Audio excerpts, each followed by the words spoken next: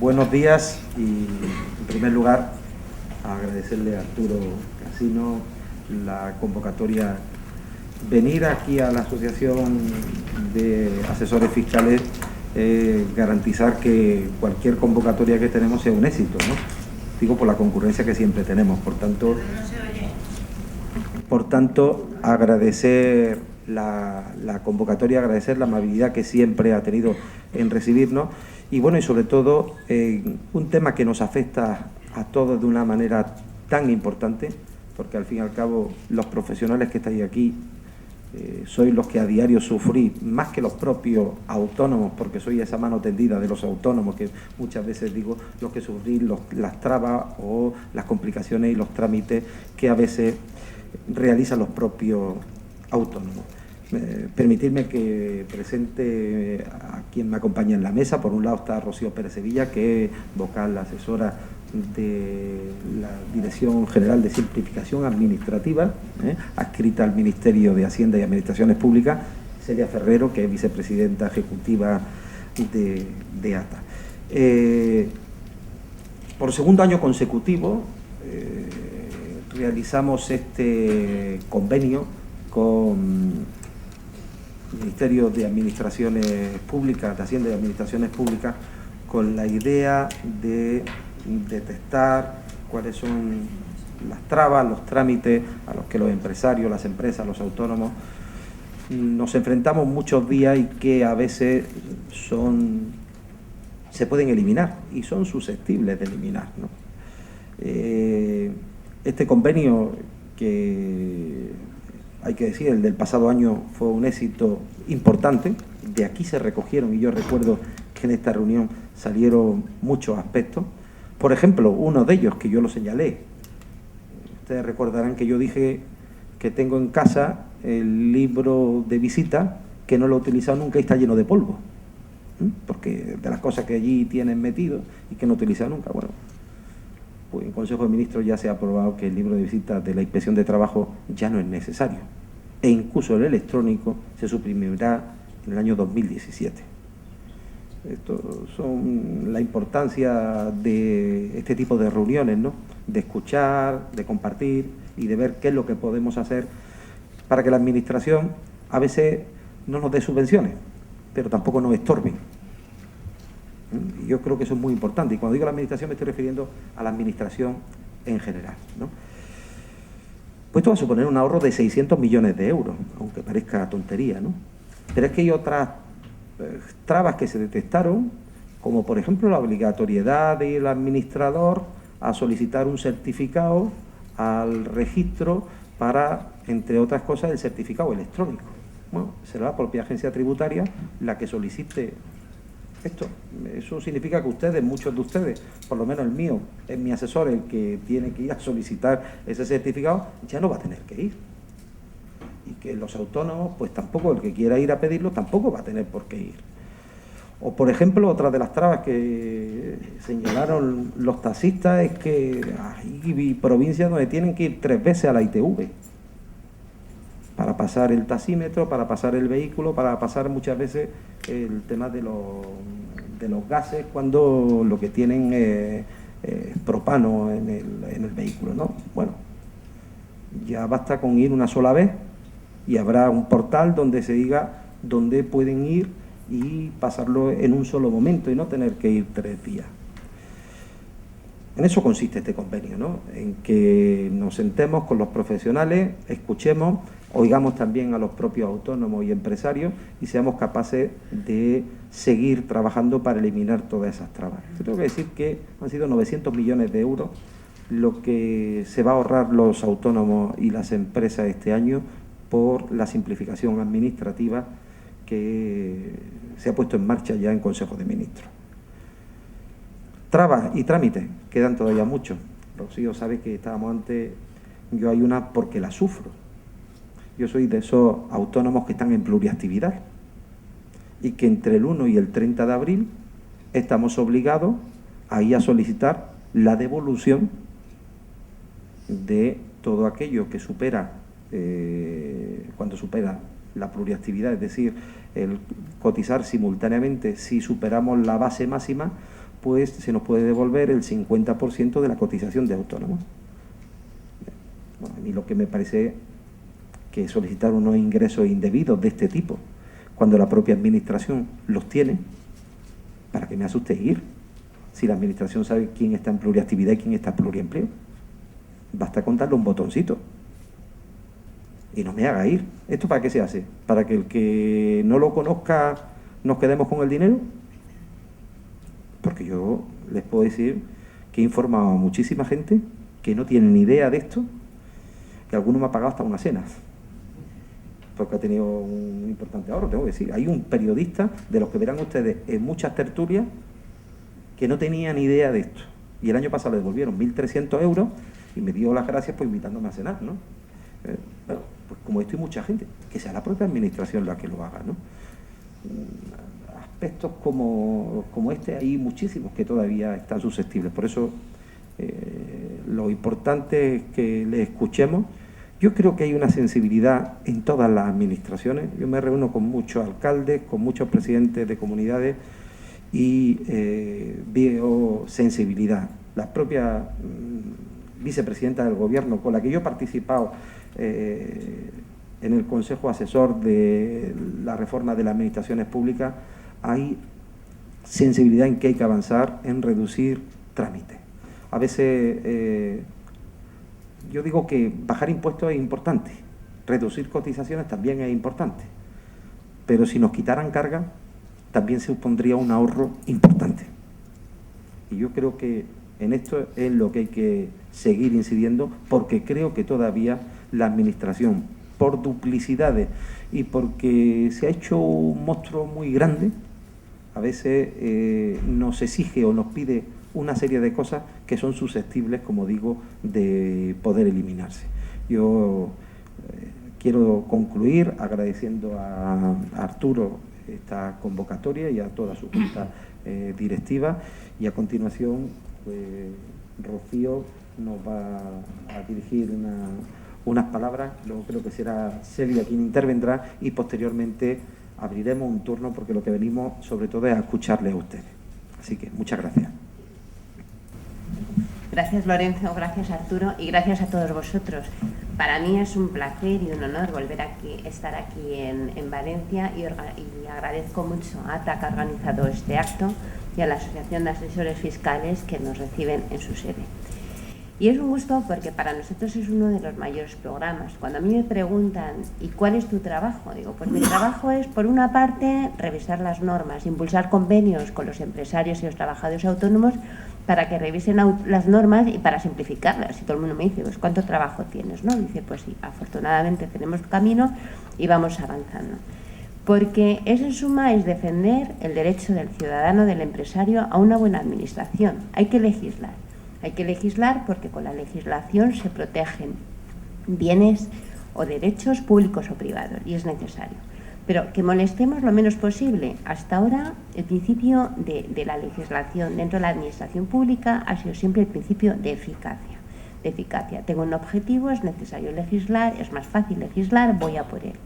Y desde los últimos años, los programas de simplificación, desde el 2009, en las administraciones públicas somos conscientes de que vemos el mundo a través de una mirilla, que nos perdemos mucho, nos perdemos un arco casi puede ser de 270 grados de lo que es el mundo exterior. Y por eso hacemos estos convenios, para que las personas a las que le afectan directamente las normas que hacemos, que nos digáis en qué se puede simplificar. Ya decía, nuestro criterio siempre de legislación ha sido motivos de eficacia. Ahora mismo, además de eficacia y eficiencia de conseguir el objetivo con los mínimos recursos posibles, que sea molestando lo mínimo posible al ciudadano y al empresario.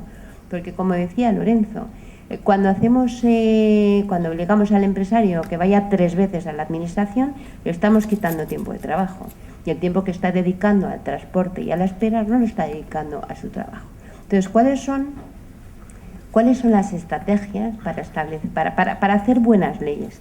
Las estrategias de la política regulatoria, entendiendo que una buena política regulatoria es uno de los pilares básicos para el desarrollo de la economía. Pues los 3 pilares son, el primero de todo, hacer buenas leyes, legislar solamente lo que sea necesario y lo que sea imprescindible. Cada norma, antes de que se publique una norma, antes de que sea obligada una norma, que sea sometida a un análisis externo en el que se vea si la norma era necesaria, si no había otras posibilidades, si esta norma está estructurada, si se entiende fácilmente, que también nos pasa muchas veces, legislamos con un lenguaje o con una estructura sumamente compleja, pues que se entiende la norma, que esté bien estructurada, que sea claro en cuanto a lo que deroga y a lo que establece, y que no incremente cargas administrativas innecesarias, que no las incremente. Y en caso de que haya una norma que sí que esté incrementando las cargas administrativas al ciudadano o al empresario, que cada ministerio se tiene que comprometer en el plazo de un año a revisar las normas, simplificarlas y eliminar otras en la misma cuantía que la nueva norma va a incrementar cargas administrativas. Y eso se ha hecho a través primero estaba recogido en la ley del emprendedor, pero posteriormente este seguimiento se ha aprobado por acuerdo Consejo de Ministros este año.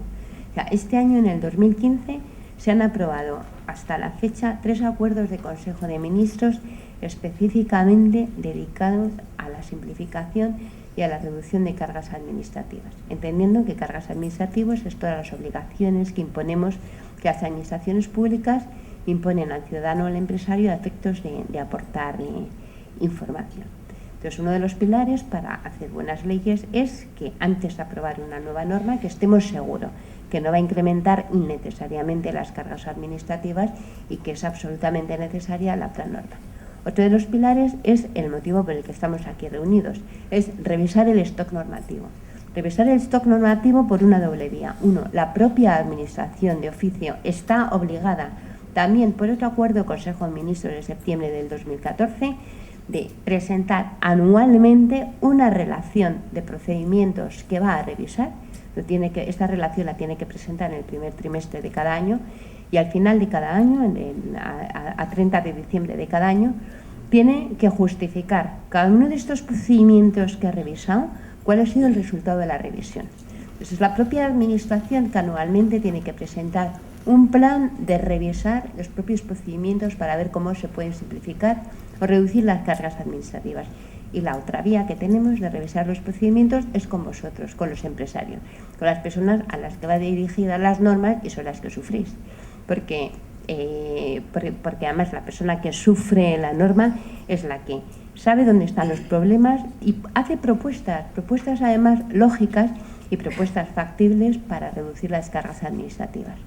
Como resultados del convenio de colaboración con ATA para la revisión de las normas que afectan a los autónomos, en el acuerdo Consejo de Ministros de junio del 2014, se han aprobado una serie de medidas que están recogidas aquí en la convocatoria, algunas que ya están implantadas y otras que van a ser implantadas en los próximos años, que son los ejemplos que ha puesto Lorenzo.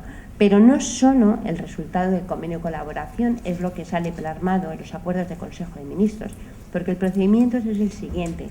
Ustedes hacen propuestas, esas propuestas, propuestas de reducción de cargas administrativas y de simplificación en reuniones como estas, esas propuestas se presentan al centro gestor, a las direcciones generales para que las revisen.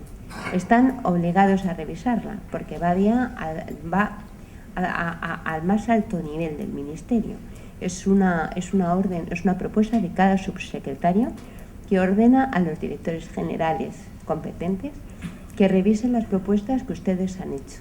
La Dirección General tiene que revisar esa propuesta y en caso que diga que no es posible llevarla a cabo, tiene que justificarla. Y después, las propuestas que son posibles llevar a cabo se recogen en el acuerdo Consejo de Ministros, de forma que se asegure una continuidad en el tiempo. Hay propuestas que exigen hay propuestas de simplificación que exigen una reforma estructural en la administración, reformas que requieren una serie de requisitos financieros y de recursos humanos, y a lo mejor no se pueden llevar en un plazo inmediato, pero sí a medio plazo. Y la propia administración se compromete en un plazo de 2 años, pues el ejemplo que decía Lorenzo de la supresión del libro de visitas electrónicas. Entonces, es a lo que les animo, que las propuestas que hacen ustedes se estudian, se revisan. Y hay veces que a lo mejor esa propuesta no es posible llevarla a cabo porque está respaldando detrás pues otra serie de medidas o de garantía o de derecho o de lucha contra el fraude, otros temas que la administración luego justifica ampliamente, pero que sí que sirve de efecto catalizador. Cuando a un director general le llega, en el ámbito de sus competencias, se propone revisar esta norma, simplificar este procedimiento, hay veces que dicen, mira, esto no, pero esta otra sí que se puede. Y es el efecto multiplicador. Y luego, mucho de las propuestas que se hacen en estas reuniones luego sirven para el plan de simplificación de los ministerios, precisamente porque se ilumina a la administración, se le da luz a la administración de lo que ocurre en el mundo de fuera. Y otra de las estrategias que tenemos para una buena política una buena política regulatoria es precisamente evaluar el coste que tiene para los empresarios las relaciones con las administraciones públicas, el coste que tiene para un empresario el desplazarse a una administración, hacer una cola o simplemente desde su casa, desde el ordenador, el tiempo que lo ocupa muchas veces, lo complicada que estamos haciendo muchas veces la propia administración electrónica o tantos trámites que podrían ser suprimidos. Entonces, lo que les decía, lo fundamental de este programa es la base de la colaboración público y privada y en base también al derecho que tienen los empresarios y ciudadanos a una buena administración. La base son las propuestas que presentáis vosotros, que son luego las que lo vamos a canalizar a los órganos competentes para que revisen y para que entre todos tengamos mejores leyes. Muchas gracias. Bueno, pues yo me voy a unir al agradecimiento de Arturo Casinos y a esta asociación que nos acogen tan amablemente ya por segundo año consecutivo en este caso, pero en otras muchas actividades, y yo creo que siempre es un éxito, como decía Lorenzo, de convocatoria, y precisamente es lo que necesitamos para este tipo de convenios, que muchos de vosotros, y más vosotros que conocéis de primera mano cuáles son esos problemas, esas trabas que os encontráis en el día a día, en el momento que asesoráis a autónomos y empresarios, en esos pequeños trámites que desgraciadamente pues no siempre la administración ve, e incluso para ATA muchas veces es difícil, a no ser que vosotros directamente nos contéis dónde están esos problemas, identificarlos. Y yo creo que este es el segundo año, que el primer año, como se ha hablado de los resultados, han sido muy, muy positivos, y lo que os animo es a seguir con esa labor, porque, como he dicho en otras ocasiones, esta es una gran oportunidad de que seamos nosotros los que cambiemos la administración y de que cambiemos esos trámites y no que la administración cambie sin tener en cuenta pues un poco las opiniones o cuál puede ser el funcionamiento. Y aquí estamos hablando de que muchas veces se hacen normas con muy buena intención, pero en el momento en que se ponen en marcha pues nos encontramos que las dificultades de aplicación, incluso de procedimiento, ahora con todo el tema de la administración electrónica, que lo estábamos hablando, que muchas veces en vez de ser algo que facilita se convierte en un engorro porque no está adaptado al procedimiento, pues todas esas cosas son las que hoy vamos a intentar detectar. Como sabéis, a partir de este momento yo a lo que me dedico es a recopilar toda esa información, luego lo tramitamos en forma de unas fichas que se remiten a la administración y ya sigue ese procedimiento del que hablaba Rocío, de que una vez que son filtradas pasan a los órganos gestores y a partir de ahí ellos tienen que justificar de por qué ese trámite es así.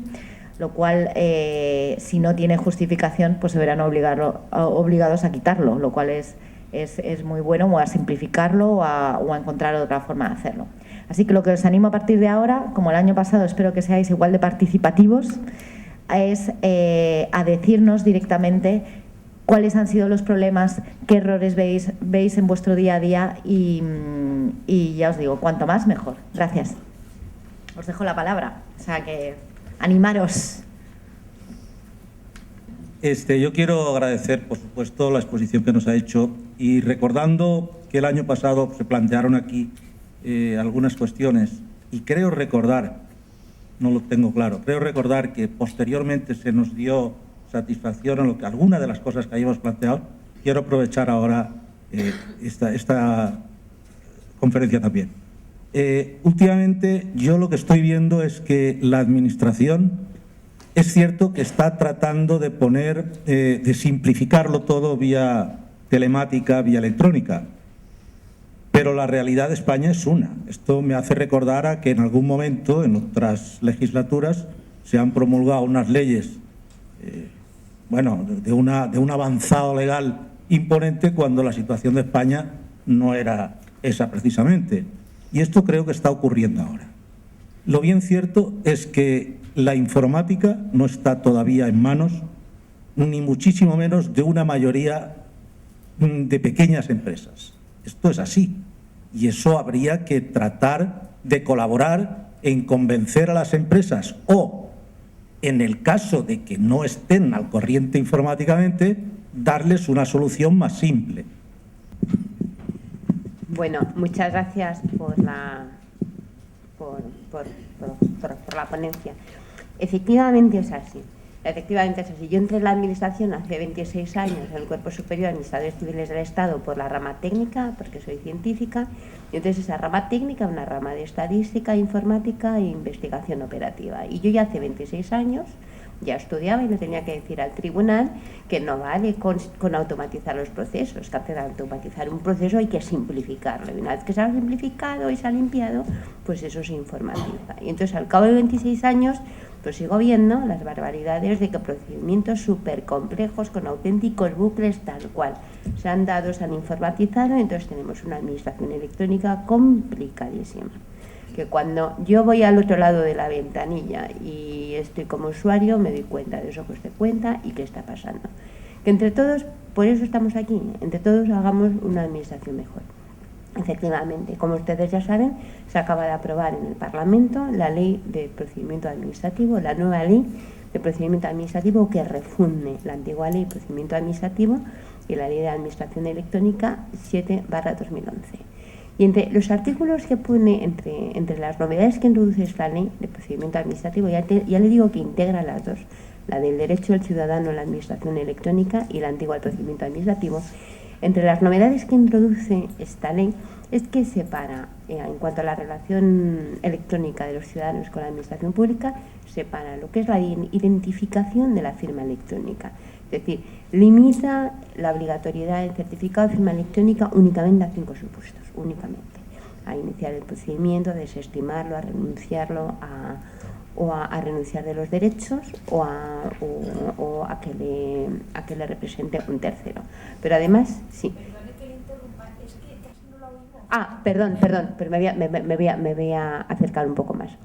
Y entonces, cuando en los procedimientos en que las administraciones públicas obliguen al interesado a relacionarse electrónicamente con la administración pública, en esta ley se obliga a que la administración pública establezca los medios para esos empresarios que no tienen, o esas personas que todavía no tienen la administración electrónica, que les ayude, que los pongan los medios o que le den las posibilidades. Y siempre elegir entre la comunicación presencial o electrónica, y si es obligatoria la electrónica, que de los medios.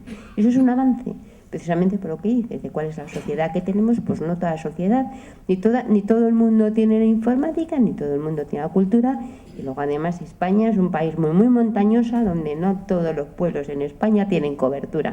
Vamos, he tenido experiencia, yo soy muy montañera, pero he tenido experiencia de este verano, pero como soy tan montañera lo tengo muchísimas veces, que de repente quiero llamar a mis hijos y me dicen, mira, debajo de aquel pino es el único sitio en todo el pueblo en el que hay cobertura. Y eso cuando la hay, ¿no? Pues también tenemos que ser conscientes, y en esta ley, en esta nueva ley, que aunque va a entrar en vigor en el 2017, pero ya se regula, hombre, que tengamos también en cuenta la situación de cada uno. Y por supuesto que lo que ha mencionado, o sea, dices, a estas alturas, dice que a un empresario le haga ir 2 veces a la administración, ponerse una cola por un error de la propia administración, eso no debe ser. Y yo, desde luego, eso no debe ser. O sea, no debe ser. Eso no es simplificar una norma. Eso es dar un mal servicio al ciudadano. Y para eso está el libro de quejas y sugerencias, que animo a que lo usemos para que no vuelva a pasar. De quejas y sugerencias. Quejas y sugerencias que puede ser directamente en el libro de la propia unidad, o a través del portal de acceso, del punto central de acceso a las administraciones públicas, que es a través de Internet, o a través de la página de cada uno de los ministerios. Esto es un mal funcionamiento de la administración, que es distinto de simplificar las normas. Y no nos debemos quejar, el ciudadano es ciudadano cliente. y tenemos un derecho a una buena administración. Hola, buenos días. Yo quería comentar, porque también estuve aquí el año pasado, y dije una cosa de la que sigo casi convencido, y es que si bien es cierto que se han reducido ciertas trabas burocráticas, no deja de ser cierto que el resto, más que reducir trabas, es trasladar el trabajo de los funcionarios a los ciudadanos y a los asesores. Tenemos el caso de la Agencia Estatal de la Administración Tributaria, que para mí está haciendo un esfuerzo informático y de funcionamiento, salvo excepciones, coherente, pero se está dejando en el camino incluso muchas cosas que ya teníamos a nuestro servicio. En cuanto al tema de las acreditaciones, prevé un sistema de acreditación, insistiendo en lo que decía el compañero, telemático, y otro sistema presencial, con lo cual que hay mucha gente que no tiene ni idea ni de informática ni de lo que es un teclado, pues acude a la agencia tributaria, te designa con una especie de apoderamiento interno que allí hacen y ya eso funciona así. Seguridad Social no. Seguridad Social no ha impulsado la administración electrónica, la ha impuesto. Aquí un señor que firme aún con la huella, si quiere hacer algo en Seguridad Social, tiene que ser a través de un certificado electrónico. El otro día presencié una cosa que a mí me causó impotencia porque me dieron ganas de liarla. Una señora que estaba llorando porque no sabía poner mayúsculas y minúsculas en el teclado para poner un código alfanumérico, para obtener un certificado o un código 24 horas. Y la funcionaria decía que tenía prohibido ayudarle, que ella no podía manejar ese teclado. Y hay testigos de eso. Y además es que están en un plan que no quieren hacer absolutamente nada porque según ellos todo lo tienen prohibido. Todo. Volviendo al tema de la agencia tributaria, sí que es cierto, bueno, pues se suprime el requisito de certificado de registro mercantil no sé cuántos años, pero nos hemos dejado en el camino la gran posibilidad de emisiones masivas de ciertos modelos con las predeclaraciones, con lo cual no facilitan los códigos fuentes a las empresas informáticas y hay que ir modelo a modelo para poder hacer la predeclaración, imprimirla y mandársela al cliente. Cuanto antes le dabas una tecla, salían los 300 churros y se distribuían. Claro, eso en un trimestre cuesta más dinero que todos los certificados de registro mercantil que puedas pedir en un año. También está el tema de las declaraciones sustitutivo-rectificativas, por ejemplo, en renta y sociedades. Cuando un contribuyente en renta hace una declaración y se equivoca en contra de la agencia tributaria, tiene la posibilidad de hacer una complementaria y asunto terminado. Ahora, como se equivoque a su favor, o sea, en su contra, y tenga él el que sea a más devolver o a menos pagar, entonces ya no es posible hacer nada de eso. Hay que hacer un escrito, llevarlo a la administración, que te resuelvan y tal y cual. Cuando, según la ley, en periodo voluntario, la última que vale es la que vale es la última que se presenta. Sería muy sencillo, una sustitutiva que anula la anterior y deja la vigente. Y eso sí que reduciría, sobre todo para ciertos ciudadanos que incluso se la hacen ellos. En el momento que se equivocan ya no pueden seguir haciéndoselo ellos. Ya tienen que depender de pagar un asesor, lo cual no viene muy bien, pero bueno, es así. A nosotros nos pasa igual, tenemos que hacer todo el circuito. En Hacienda hay una hojita que aparece cuando uno va a presentar, por ejemplo, un acta censal de una sociedad, que te dice, mire, en el plazo de 10 días debe aportar la siguiente documentación. Bueno, pues eso en Seguridad Social se han olvidado del artículo 71 de la Ley de Procedimiento Administrativo. No puedes presentar nada si no lo tienes todo. Con lo cual, un alta, por ejemplo, de un trabajador que te falte un documento, un alta de un autónomo, se queda sin dar de alta porque el sistema no traga, ni te da los 10 días, ni te da nada. También hemos visto cómo se reducían los plazos de presentación de ciertas cosas a 3 días naturales. Entonces, claro, yo me pregunto, un trabajador que en este año en concreto, el día 8 de octubre, le diga a su empresario que causa baja voluntaria, el día 9 es viernes festivo, el día 10 es sábado, que ya sé que es hábil, pero el 99% de los españoles no trabajamos, el día 10 es domingo, el día 11 es domingo y el 12 es festivo. ¿Solución que da la Seguridad Social? No es problema. Telemáticamente está 24 horas diarias abierto. ¿Qué hacemos ahí? ¿Por qué cuando al ciudadano se le dan 3 días naturales, a la Administración siempre habla de días hábiles? Y vuelvo a preguntar en este caso, un médico que conceda un alta ese jueves por la noche a última hora de la consulta, ¿van a ir a dar la comunicación en un día hábil el sábado los señores del Servicio Valenciano de Salud? Y si no lo hacen, ¿qué pasa?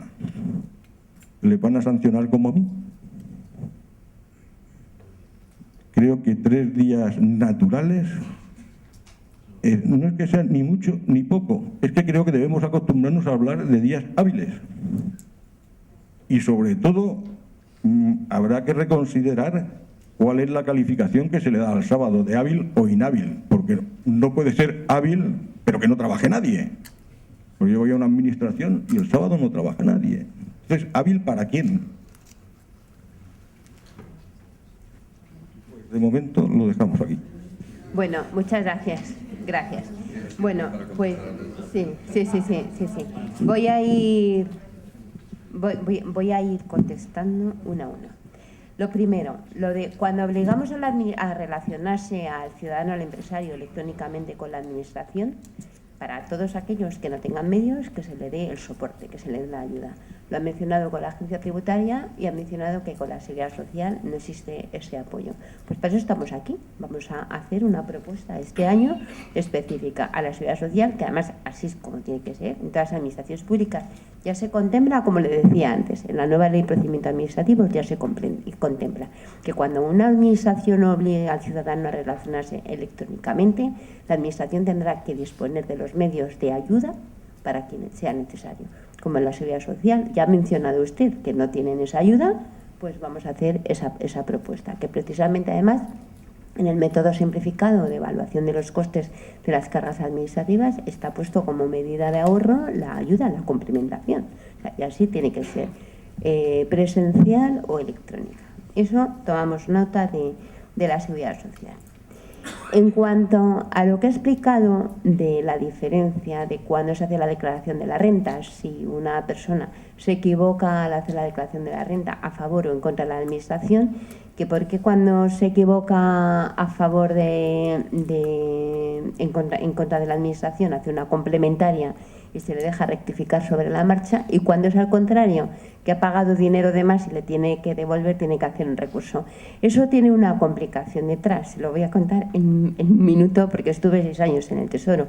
Es un tema de cuentas públicas y de garantías de derechos. O sea, si ha entrado el dinero, no es de garantías de derechos, antes de haber pagado. O sea, antes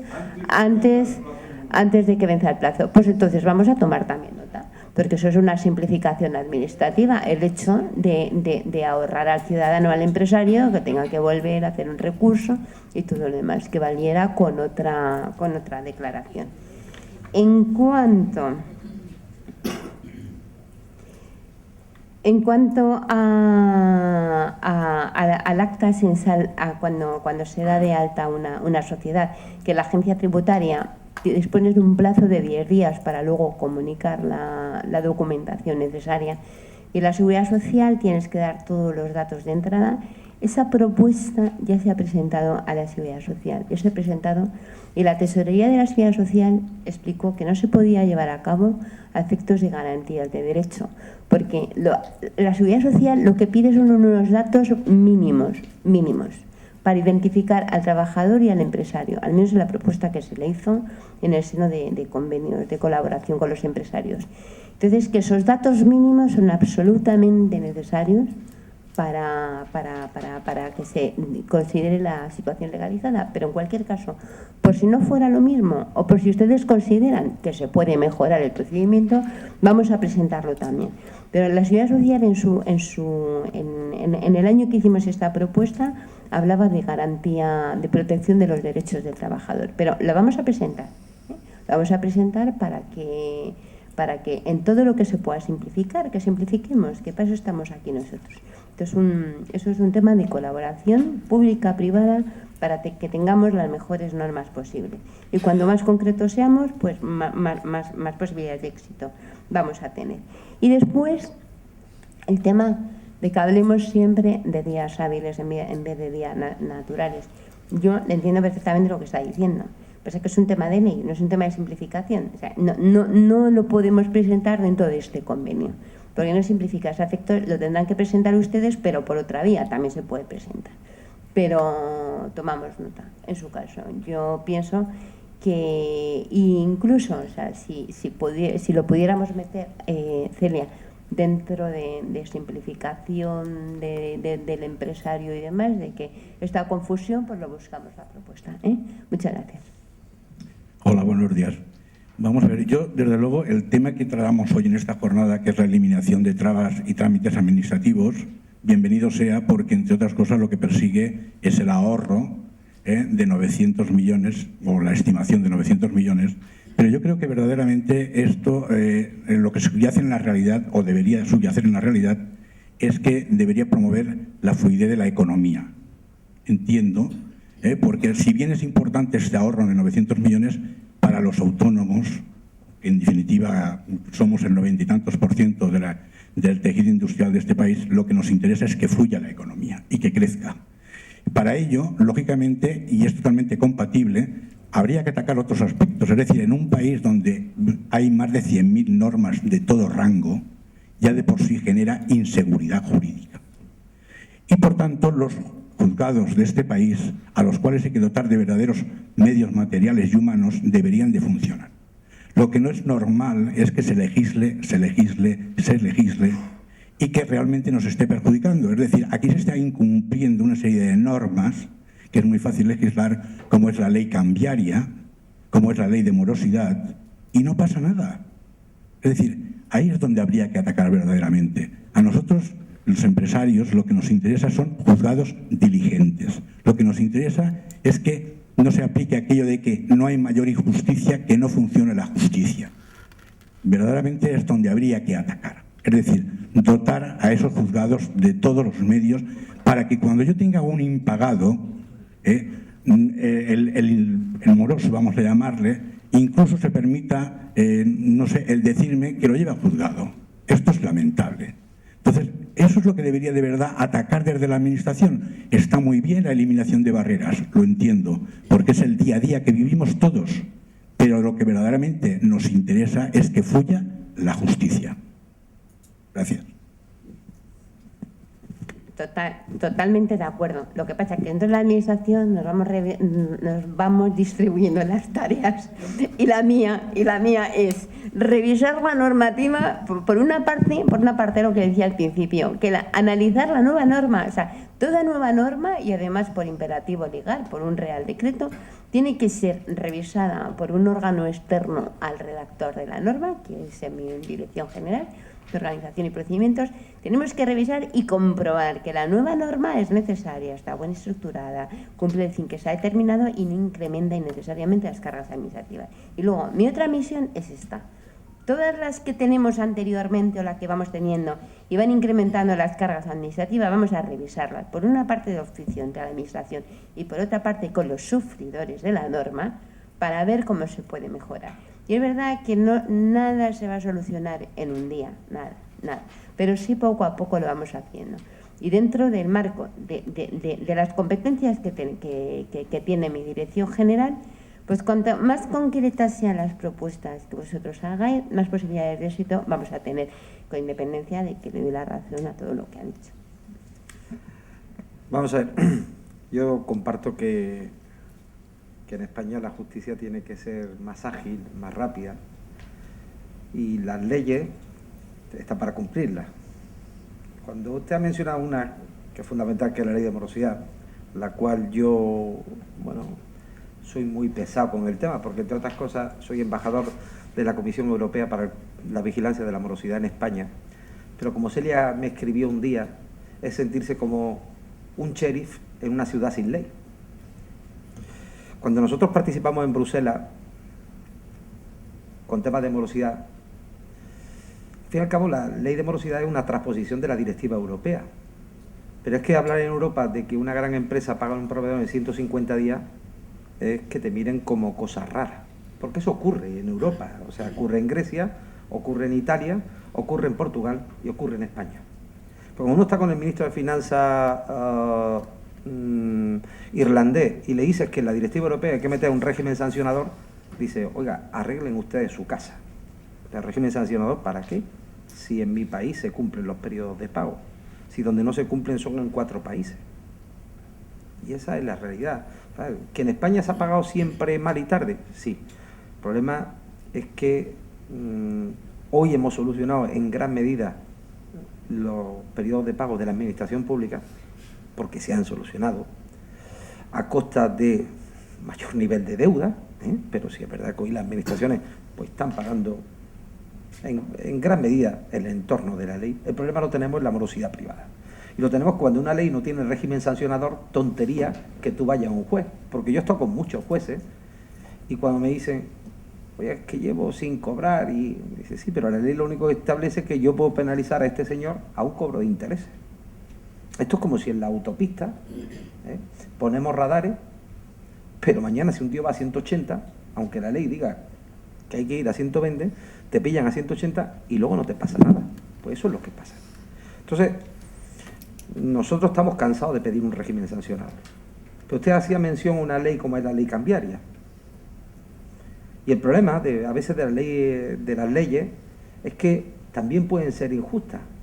Porque yo he conocido gente que ha dado unos pagarés y que le han obligado a ejecutar esos pagarés y sin tener razón. Es decir, a veces uno ha pagado con pagarés porque va a prestar un servicio, o se supone que va a prestar el servicio, a lo mejor no se ha prestado ese servicio, cuando se han cobrado los pagarés, resulta, o cuando se han presentado al cobro, resulta que no se han pagado y se han presentado un ejecutivo, al final ha salido perdiendo el que dio los pagarés, pero al final no se ha beneficiado de ese servicio. Entonces ese es un problema que muchas veces tiene nuestra propia legislación. Cuando a mí me han planteado en algún momento un régimen sancionador en España, yo estoy de acuerdo que haya un régimen sancionador con la ley de morosidad, pero no para cualquiera que se demore en el pago, sino para quien a sabienda reitere o se reiteren los plazos de pago o obligue a que aquí se pague tarde. Mire, le voy a poner un ejemplo. Una gran empresa de distribución, que no está muy lejos de aquí, un transportista para trabajar con ella, o cobra 120 días o no trabaja con ella. Eso sí es sancionable. Eso sí es sancionable. No que por un proceso de pago en un momento puntual uno se retrase 120 días en pagar. Pero cuando a sabiendas de que hay una ley, una directiva europea que dice que los servicios se pagan en 60 días de la prestación del servicio o de la entrega de la mercadería, cuando tú estás diciendo que le vas a pagar a 120 días si quieres trabajar conmigo, eso sí es sancionable. Y por ahí es por donde tenemos que ir. He aprovechado este tema en lo que se refiere a la morosidad que usted ponía de manifiesto y al tema de los juzgados. Los propios jueces dicen no tenemos dónde atacar cuando no existe un régimen sancionador. Sí, mira, es que yo no llevo seguros sociales, pero los lleva otra persona, y mis compañeros igual me tienen que corregir. Los seguros sociales, en realidad, hasta que no estás en ejecutiva no los puedes pedir un aplazamiento de pago o pagarlo infraccionadamente. No sé por qué razón debe estar en la ley, pero ¿por qué no se permite que podamos pagar aplazadamente los seguros sociales en un caso de necesidad en una empresa? Esto es muy importante. Pueden pedir aplazamiento. Si uno no puede pagar, se dirige ahora a la Seguridad Social y con problemas de tesorería lo que está es al arbitrio de que te lo concedan o no te lo concedan. Pero yo conozco quien lo ha hecho y en un periodo que sea prudencial. Hoy estamos a día 16 y me imagino que se puede ir a solicitar. Cuidado, estoy hablando de autónomos, ¿eh? Mi desconocimiento es en el tema de los trabajadores, pero el de autónomos se puede hacer, ¿eh? En los dos también, ¿no? El de autónomos lo sé porque nosotros ha habido gente que lo ha hecho, ¿eh? Y aprovecho esta intervención para decir una de las medidas que hemos propuesto, a ver si los partidos políticos no hacen caso en las próximas elecciones, es que el seguro de autónomos y los seguros sociales, pero sobre todo el de autónomos, se pueda pagar en este país trimestral o semestralmente. Nos estamos dando cuenta que cada día hay más actividades estacionales. Nos estamos dando cuenta que entre el mes de julio y el mes de agosto ha habido 7.000 personas de educación que se han dado baja. ¿Por qué han causado baja? Porque si no tienen actividad en esos 2 meses, no pagan 260 euros. Si a lo mejor esa gente se le permitiera pagar cuando tienen actividad y cuando cobran, pues a lo mejor estarían dados de alta. En todos los territorios playeros y donde hay turismo, claro, ¿cómo van a pagar unos seguros sociales en el mes de noviembre que está cerrado?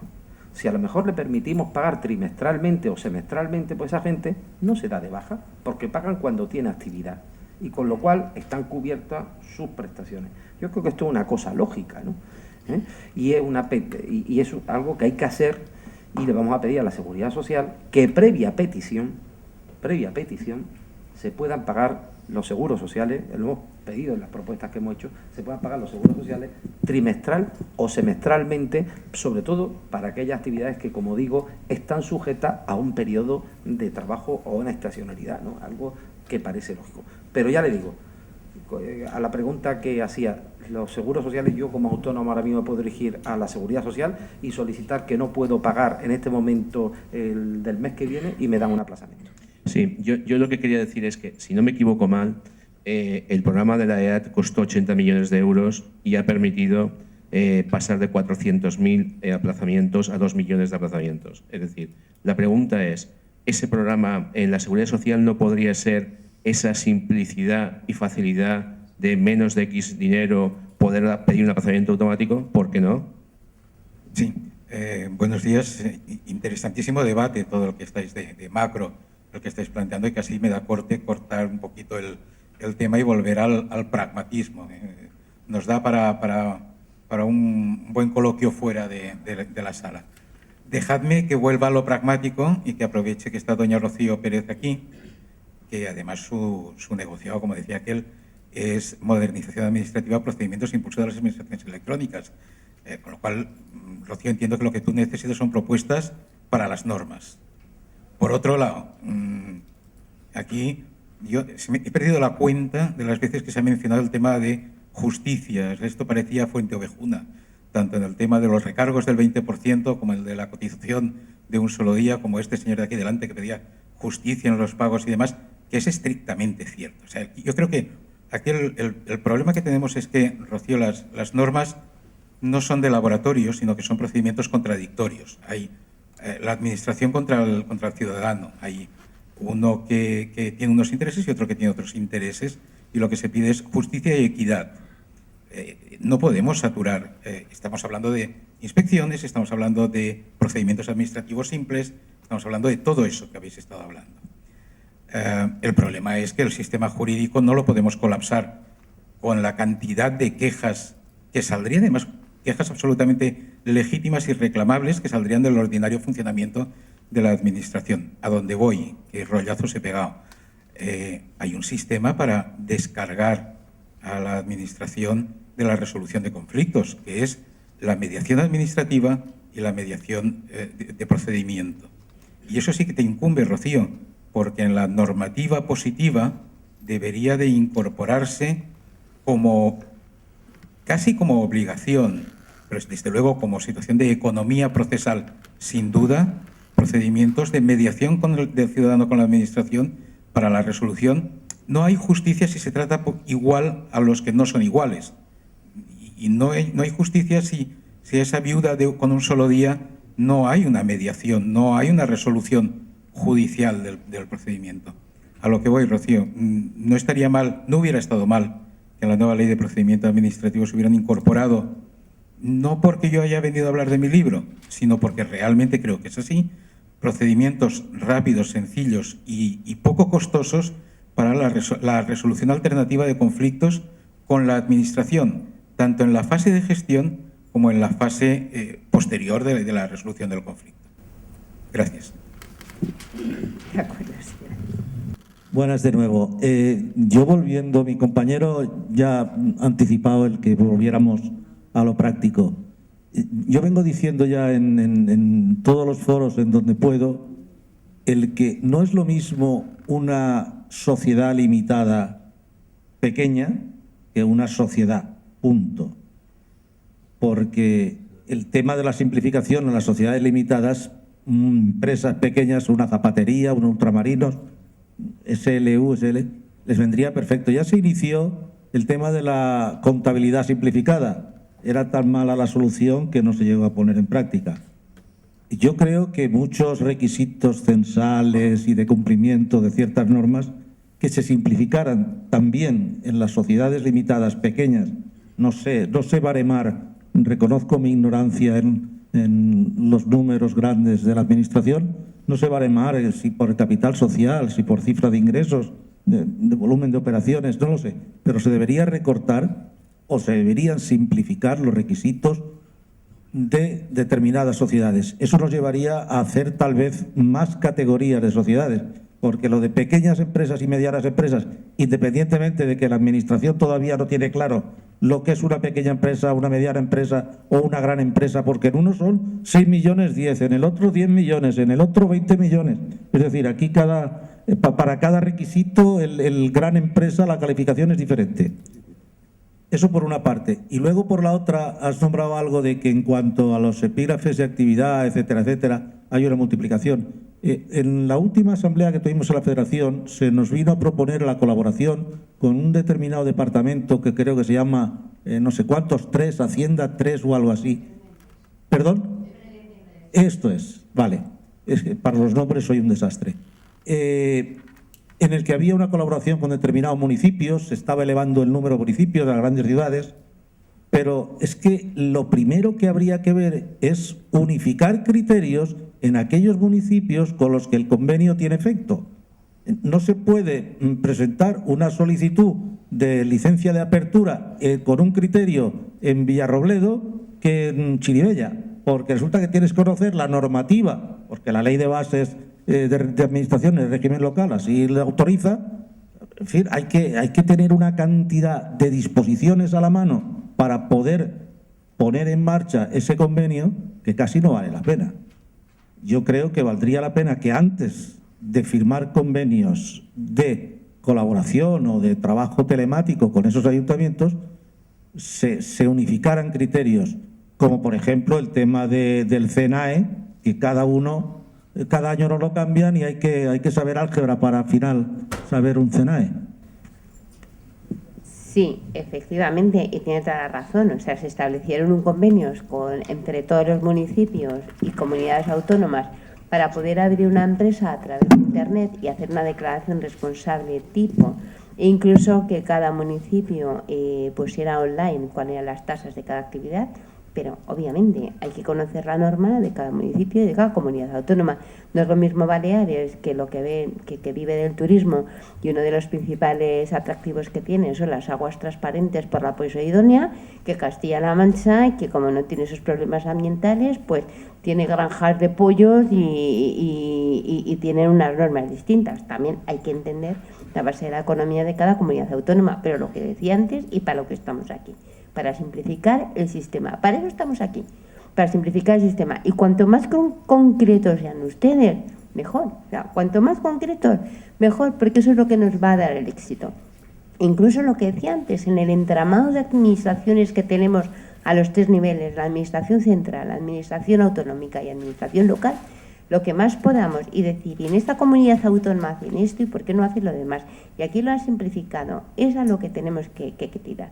Lo que usted decía también, cuando para una empresa, para la misma actividad en distintas comunidades autónomas, ponen trabas diferentes, para eso está la Ley de Garantía de la Unidad de un Mercado. Y aunque está presentada ante el Constitucional por la Comunidad Autónoma de Cataluña y Andalucía, pero bueno, eso es una ley, la Ley de Garantía de la Unidad de Mercado. que mientras no se diga otra cosa, ahí está. Y hay un secreto, hay una secretaría, un consejo, una secretaría general, para que se denuncien cuáles son las trabas administrativas que para una misma norma las distintas comunidades autónomas están promoviendo. Entonces, tenemos normas y hay que hacerlas cumplirlas. Cuando veamos, cuando detectemos que no se están cumpliendo y que en unas comunidades autónomas, en unos ayuntamientos, se están poniendo unas trabas innecesarias, para eso estamos aquí. Cuanto más concretos seamos, mejor. Mejor. ¿Que tenemos mucho que mejorar? Sí, pero tiremos todos adelante. Yo voy a decir una cosa, el problema de todo esto es que yo sé que es un debate muy, muy interesante y hemos estado hablando de muchas cosas, pero yo luego tengo que rellenar las fichas. Entonces, proponer así principios sobre la mejora administrativa es un poco complicado. Entonces, son propuestas muy concretas, con lo cual, independientemente de que hoy no tengamos tiempo para ir a hablar, pero precisamente muchas de las propuestas que, como veis, han servido y han sido aprobadas son propuestas muy concretas, es decir, que, por ejemplo, no hay obligación de presentar un modelo que veis que no sea necesario, o que, por ejemplo, haya una falta de, no se entienda en algún tipo de explicación, hay un lenguaje que lleve a horror en el momento de presentación de algún tipo de modelo, etcétera. Por eso, yo sé que aquí hemos hablado de un montón de cosas que eran necesarias hablar, pero os pido que, por favor, me enviéis cualquier tipo de incoherencia que veáis en esos procedimientos de tramitación, ya sea en la tramitación telemática, que penséis que simplemente en vez de darle a este botón habría que darle al otro, o que falta una casilla en un formulario. Esto da mucho juego, porque además es que nos vamos pasando de unos temas a otros que no dejan de ser menos interesantes, que son muy interesantes, pero los temas de mucho trasfondo, de mucho debate, que tampoco estaría mal que alguna vez los acometiéramos, ¿eh? Sí. Con lo cual, pues dicho esto, pues muchas gracias a todos, ¿eh?